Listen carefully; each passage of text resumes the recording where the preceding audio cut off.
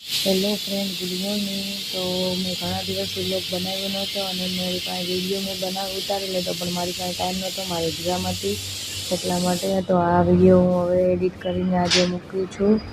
શું કરો છો બધા? કેમ છો? મજામાં છો? મારે શું એડિટ કરવું જોઈએ વિડીયોમાં એના રિવ્યૂ પ્લીઝ મને કમેન્ટ કરીને આપો અને મારી ચેનલ લાઇક, શેર, સબસ્ક્રાઈબ કરો.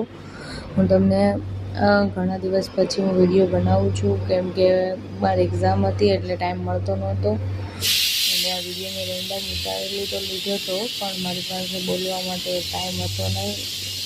તો આજે હું તમને નવા વિડીયો સાથે હું મળું છું તમારી સાથે.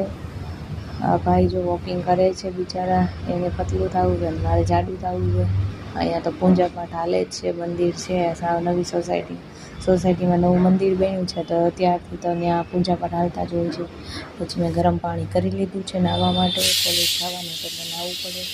ટાઈમ જોયો, બહુ બધા વાગી ગયા, ઉતાવળ રાખો. બોટલ ભરી લીધો, દરરોજની જેમ બોટલ ભરી લીધો. પછી ચા મૂકી દીધી.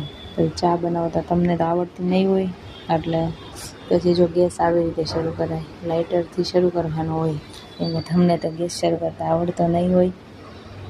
પછી ચામાં બધું આપણે ઇન્ગ્રીડિયન્ટ્સ નાખી દીધા, જેમ કે ખાંડ નાખવાની હોય ચામાં એટલે ગળી થાય ચા. પછી મેં અત્યારે તો ચા પત્તી નાખી દીધી છે. એ તો તમને કંઈ ચા બનાવતા ન આવડે એટલે ખબર હોય નહીં, એટલે હું તમને ડિટેલથી ચા કેવી રીતે બનાવાય એ શીખવાડું છું.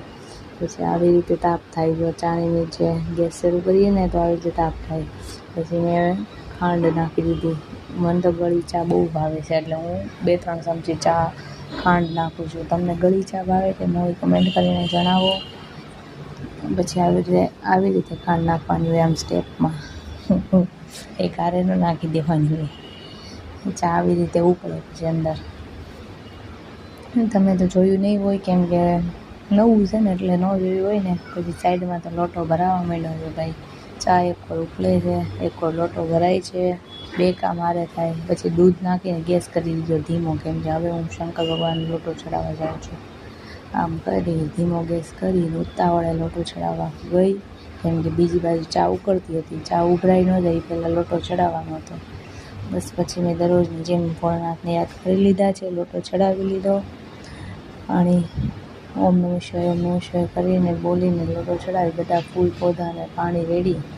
પછી પાછી જલ્દી ચા પાસે ગઈ, કેમ કે ચા અહીંયા ઉકળી ગઈ હતી. જો ઉકળી ગઈ ને મસ્ત દૂધ નાખીને જાડી ચા બનાવી, કેમ કે સવારે નાસ્તો કરવાનો ટાઈમ નથી રહેતો એટલે હું ચા દૂધ પીને જાઉં છું. ચા તો મારે પીવો જ જોઈએ, કેમ કે નહીંતર માથું